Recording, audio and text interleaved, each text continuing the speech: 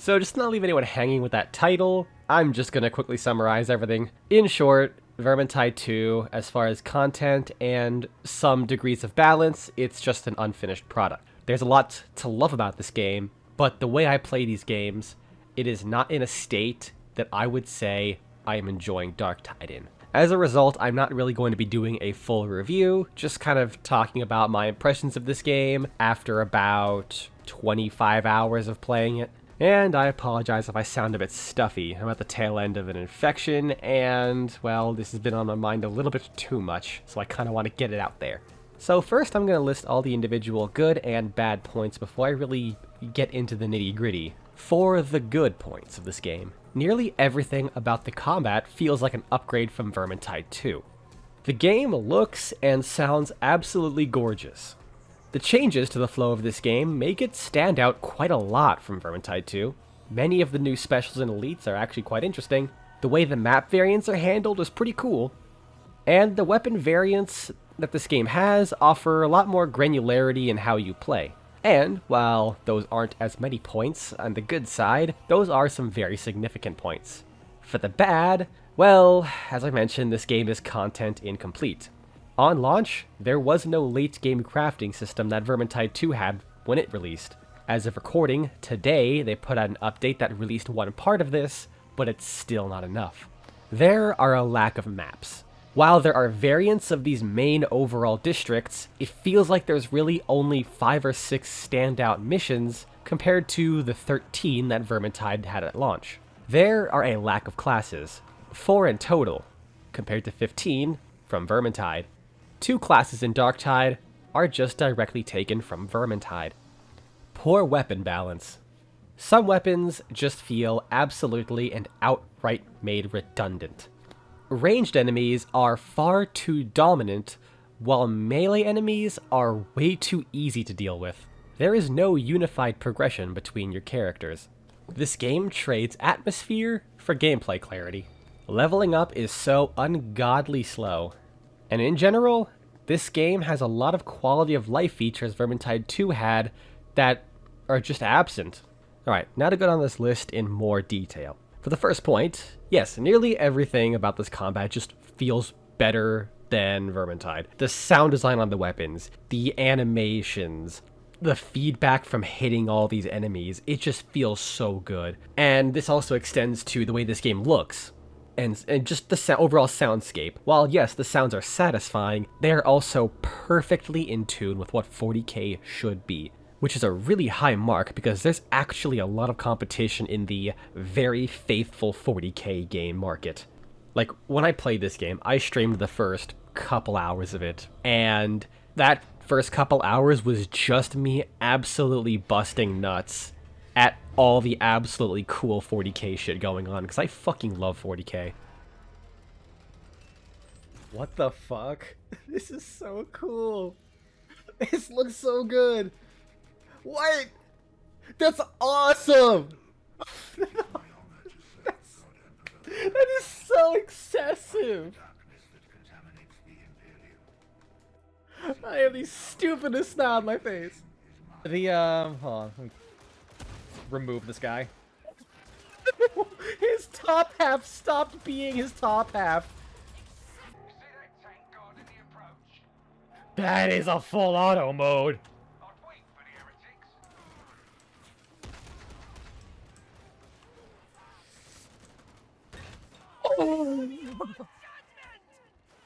This next section is going to be a bit long because it's a lot of details about how the overall flow of the game has changed. It is a lot more ranged oriented. In general, there are a lot more regular enemies, but they tend to be weaker. Even the big armored elite enemies still feel weaker than the ones from Vermintide 2. To trade this off with, the ranged enemies can be fairly oppressive. There's quite a lot of them, they'll constantly shoot you, and there's even a fun little thing called suppression that some of the elite ranged enemies can do, where when they fire near you or at you, it'll knock you back and also knock your aim around. So in order to fire at them, you have to actually be behind cover for a little bit. This makes the game feel a lot more tactical. Paired that with the fact that you're just in general slower than you were in Vermintide 2, both in terms of like animation canceling and movement speed. And things like your stamina regeneration in general is just slower because it pauses while you're dodging. It just feels more team-oriented. And it's further helped by the fact that the arsenal in this game is a lot more specific to each character. In Vermintide, everyone largely had some kind of generalist weapon they could use. So even though your crowd-clearing guy is just the crowd-clearing guy, he's ideally not going to be going for the specials in Vermintide 2. It's still good to have the handgun to one-shot specials, because you never know when you just save someone's ass. This really isn't an option.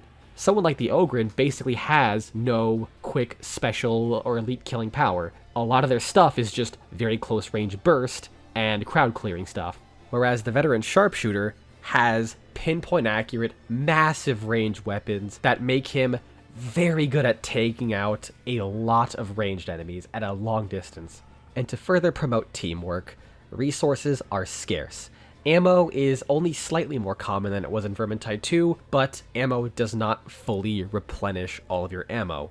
Even the large ammunition stash is not a full restore. And healing is basically non-existent. There is no temp HP generation, there are no med packs, instead you have deployables. For ammo, it's a deployable crate where it can dispense 4, disbursements of ammo before going away. So one person can double dip or everyone can get one. And for healing, you have basically a little healing aura you can place on the ground that heals over time. It's not instant and it does not clear wounds, which is a massive change from the Left 4 Dead style of games. Basically, wounds are a mechanic where every time you go down, it builds up 1 wound. Once you've reached maximum wounds, the next time you go down, you will just die. There is no revival state. In Darktide, wounds are built up if you take damage that bypasses your toughness, which is a mechanic I'll get into in a second.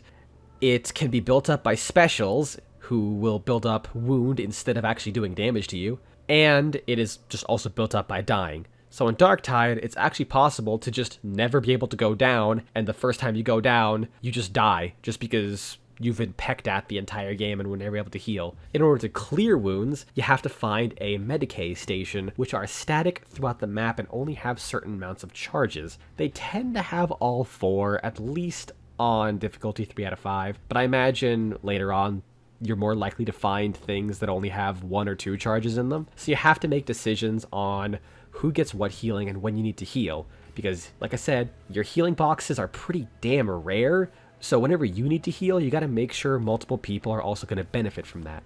And then the toughness system. This essentially replaces the temporary HP system. This is a sort of energy shield armor-like system, where when you get hit with a melee attack, depending on the melee attack, it'll either completely block melee, or it'll take the damage, but some of the melee damage will go through, and a very tiny amount will actually hit your HP. But with ranged, it blocks ranged weapons entirely, with no bleed through, unless there's any overflow damage from whatever you have left. Restoring this is primarily done passively, or when you get melee kills on enemies.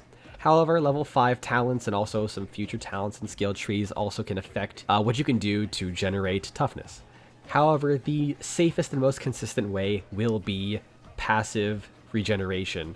However, there's a stipulation here. You only regenerate toughness while you're within coherency within your teammates. Coherency is basically an aura everyone emits, and for every player within coherency, it not only gives them a certain buff that you have. For example, the Ogryn will give everyone within coherency 10% increased heavy attack damage, and the veteran sharpshooter will grant people ammo whenever they get an elite kill within his coherency radius. But for every person in there, it increases the amount of toughness regeneration you have. If there's no one within coherency, either you just ran off on your own, everyone ran off without you, or everyone's dead, you have absolutely no passive toughness regeneration, unless your class gives you that. For example, veteran sharpshooter, if no one is within 8 meters of him, he regenerates passively on his own, on top of the regular toughness generation. All of this just implicitly means that having a 4th body, even if they have done literally nothing all game, is better than having 3 people. Sticking together and working as a cohesive unit is vital to this game, because unlike Vermintide 2, there are straight up things some classes cannot do because they simply lack the range for it. And frankly, this makes this game stand out a lot from Vermintide 2. I was kind of hoping this game would just be Vermintide with a little bit more guns, but the fact they actually went a different route is fantastic. It just has a few problems that I'll get into later. And they also introduce a pretty substantially unique roster of enemies. They're not like super unique in idea, like they're just taking way more from Left 4 Dead than they were previously. Like, oh hey, cool, you now have the Charger and the Spitter and the Witch.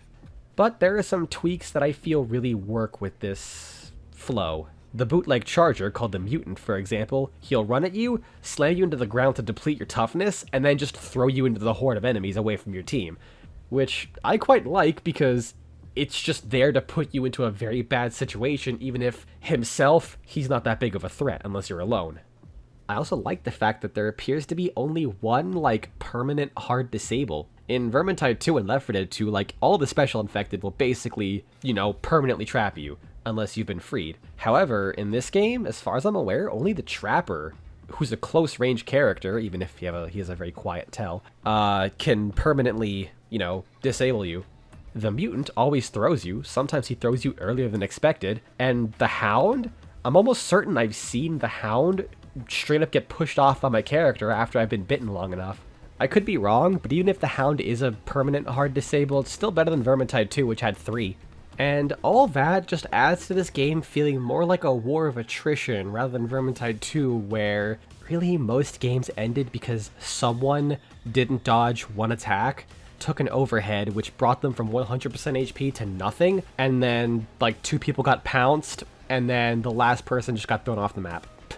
Like, matches in Vermintide 2 are rarely a slow burn of a failure, simply because temp HP exists, and even if you have 1 permanent HP, if a horde comes in, that will just come back up. And for the point about the maps, the way the missions are handled is that you have a variety of objectives that can take place in these various districts, and these districts have a variety of starting points and different paths that you can take. So in the several missions, the end goal might be the same room. You might pass through a few similar rooms, but some of the paths can end up being quite different. And I think that adds a decent bit of longevity, even if it might not be enough with how samey they can still feel. But I'm still glad it's a thing, because this is what Vermintide did with the Chaos Wastes expansion, and I fucking loved it. Like, you only had like 5 extra maps that they added, but considering the different starting points and different ending points and different paths you could end up taking, it actually ended up giving that mode quite a bit of longevity to me, even if those maps weren't as interesting as the base game. And then there's how you can customize how you play. Instead of just having the sword, the greatsword, the hammer, and no matter what you find, it'll just have slightly more attack speed or slightly more power across the board than the other ones, just because of stat modifiers, but they're all essentially the same. In this game, there's like Mark 1, Mark 2, Mark LA, the Hellbore version, etc., where they might have different stat allocations, where one version's better at armor damage while the other one's better at, unarmored damage. Or one will have 90% the same moveset, but this one will have 1 more cleave attack, making for easier horde clearing combos, and this other one will have an overhead, making it easier for damage combos.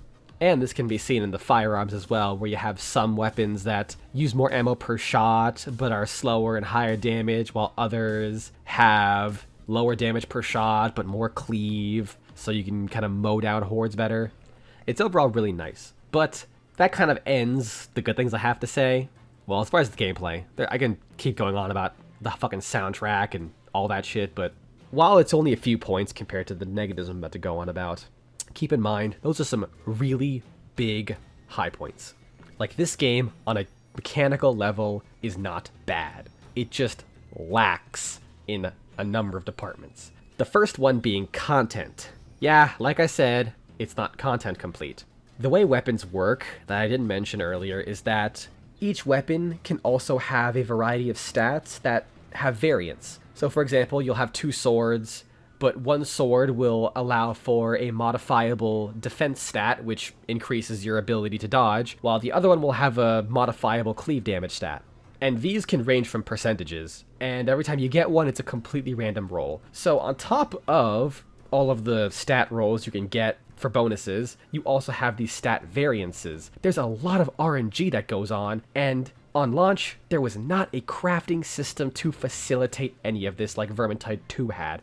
And as of this recording, today, December 15th, they appear to have added one part of a crafting system, which is still not enough. It also doesn't help that acquiring items is unbelievably slow. You could only get items from a random shop that resets like every 45 minutes, or a unfortunately uncommon drop at the end of a 45-minute long mission. And on top of the fact that the selection in the shop is so limited, and a number of these weapon variants are just kind of redundant with the way they're balanced, it means that the itemization in this game, at the moment, is kind of really bad.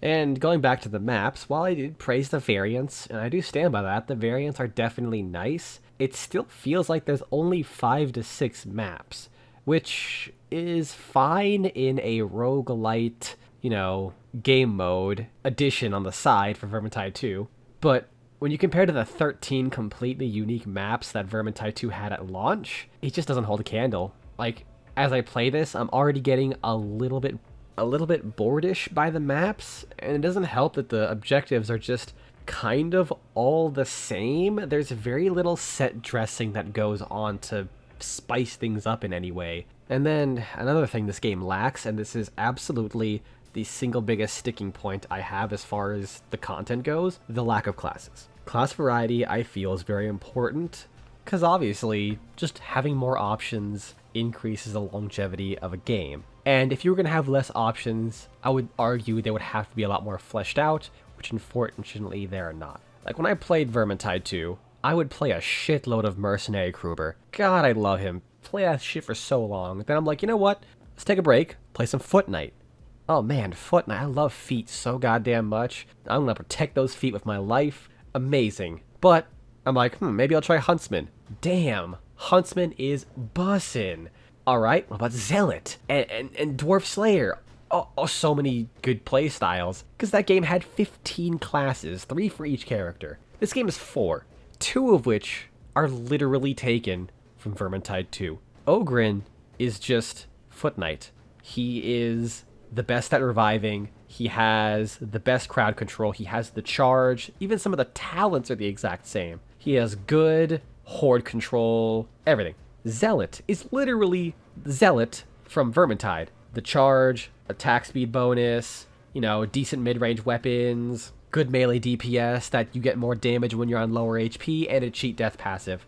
So not only do they have 4 classes, but 2 of them are friggin' watered-down versions of the ones from Vermintide 2. Now, from what I understand, some of the classes that are coming in the future will be free before they do any paid classes, which, that's fine. It still does not make up for the fact that on launch right now, this game is just bare. But at the very least, they're not going to be charging us for classes just to bring this back up to the same number or similar number of Vermintide 2. That said, if they do just release more Vermintide 2 classes, it will be slightly disappointing. Small update since recording. Turns out, apparently the Psyker is actually really bad, so that is further a sticking point against the fact there's only 3 classes.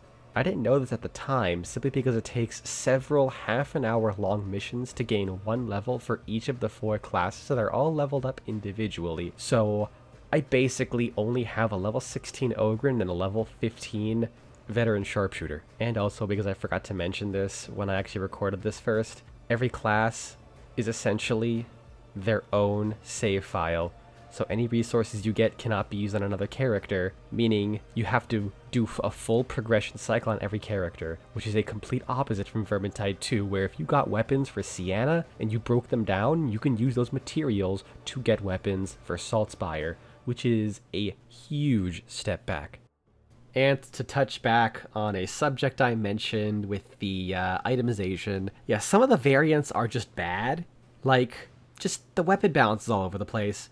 You have something like the Bolter, which absolutely shreds everything, where really the biggest downside is that it's just slow, but arguably that's not enough to make up for the fact that it fucking ruins enemies' days. And then you have something like the Las Pistol, where it has less damage, significantly less range. Like, it starts falling off damage at 10 meters for the Las Pistol.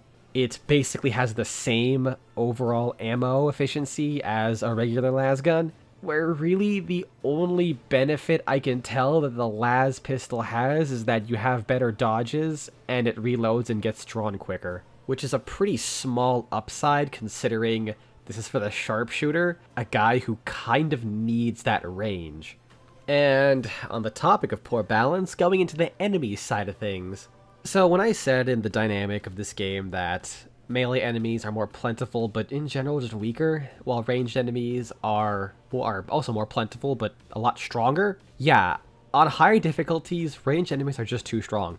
Gunners can pretty much snipe you with a lot of fairly accurate damage, and even if they miss you, because they're shooting near you, which pretty much they always will, it's knocking you back, it is making your aim sway and making you have reduced accuracy. You basically cannot be out in the open if a single gunner exists. And according to a friend of mine who plays in the highest difficulty, the shotgunners do about like 150 damage up fairly close, and they spawn in the packs of 4, and they're noticeably tankier than the standard ranged enemy. Even on difficulty 3 out of 5, I had 4 gunners spawn around a corner. I knew I did not have the ammo to deal with them because I still hadn't reloaded yet from the horde we were dealing with, so I just ran away and then watched 5 seconds later all my teammates just fucking died because they're dealing with a horde, and then these massive dudes run in with shotguns and just delete their shields and health like it's nothing. And because you can't generate toughness without teammates, if you're the last one standing and you don't have like a really good toughness generating passive like the sharpshooters, when no enemies are around you regenerate a percentage of your toughness, you're just fucked. Early on in the game, I was playing like difficulty 3 out of 5, everyone died. I had basically soloed an entire horde as Ogren. I had 2 HP, no toughness. I was in a long hallway with basically no cover, and I'm Ogren. I am the cover for people. So, I had no choice but to just turn the corner to try and shoot them, maybe with my fucking shotgun. The second I turned the corner, I just got blasted by like 4 shots and instantly died. And there was nothing I could do because I could not generate toughness, so I couldn't just wait them out and kill 3 of the most basic enemies in the game. Like, Ogren seems like a really powerful class. 100 suppression that he can generate pretty easily in hordes, or versus single targets, so long as there's something in melee range. Having 20% damage reduction on top of 300 HP, so overall there's 120 suppression and 360 effective health. He has really powerful melee staggers, so he can crowd control fucking anything, and I kind of think he's one of the worst classes in the game. I'm gonna say it. I played Ogren for the majority of my time, but I was the last man standing so goddamn often, and I always fail because I have absolutely no way of dealing with ranged enemies. And at some point, if I'm the last person standing, there's always going to be like 4 gunners there. I can't peck away at them. I can only peck away at the horde, and eventually the horde's going to run out. The gunners won't. And I can't run at them because they have guns. It got to the point where I said, you know what, I'm going to switch to Sharpshooter. Sharpshooter has good melee weapons, absolutely insane ranged weapons, really good toughness generation talents, where if I'm alone and no one's near me, I'm just constantly regenerating toughness. And because I'm there, able to immediately take out all the ranged enemies I need while I'm dealing with a horde at the same time, my success rate for not only just playing the game, but also doing clutches has gone up significantly. Because like I said, melee is, frankly, much easier than in Darktide. Armored enemies are nowhere near as much of a threat as they are in Vermintide 2. Like, if you dealt with an armored enemy like a Storm Vermin, you had to have something that could deal with that armor or peel away the small guys around that armor. In this game, like, flak armored enemies, you just either aim higher to hit their unarmored head, which you should be doing anyways because headshots are really good, or if it's like the Mauler, who hitting him in the head is worse and you have to hit him in his flak armor. The Mauler has never caused me any trouble ever, simply because I'm just swinging and dodging normally, and it just eventually whittles him down, and he's gone. And even something like the Crusher, this massive, like, super armored Ogren, he does not instill the same fear of the Chaos Warriors from Vermintide 2.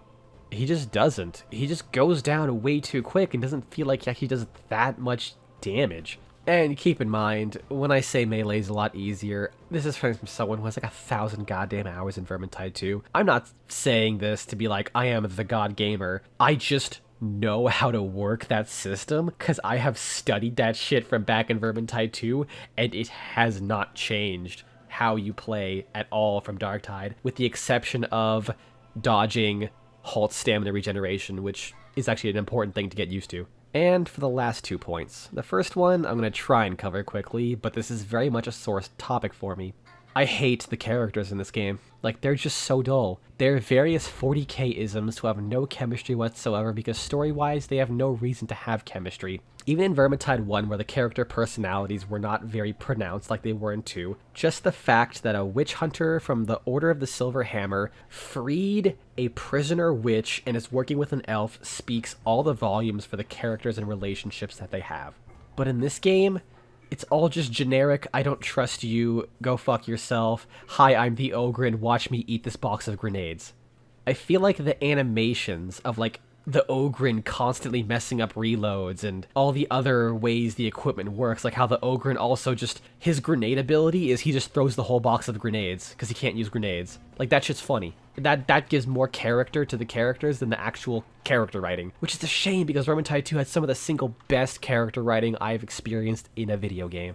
And what do we gain from that? Well, we gain the ability to class stack and create our own characters. The character creation's limited, and frankly, because of the changes they made to this game, class stacking is actually worse than it would be in Vermintide 2.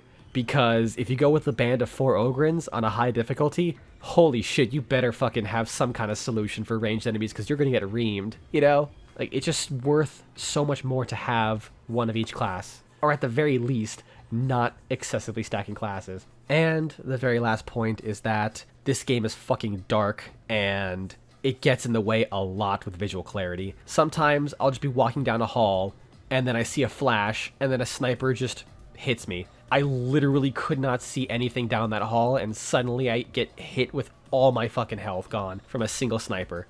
Or in this one instance where I'm trying to shoot this one guy who's very close to me, but I literally cannot see him unless he starts shooting at me. Mix this in with the fact that the enemies don't have as good of a visual indicator for what they are as Vermintide 2 did. I still get the scab shotgunners and scab gunners confused when it's a very important distinction. Sometimes I get the dreg shotgunners and dreg ragers confused. Even though I'm 25 hours into this game, I'm still trying to get used to some of the enemy appearances.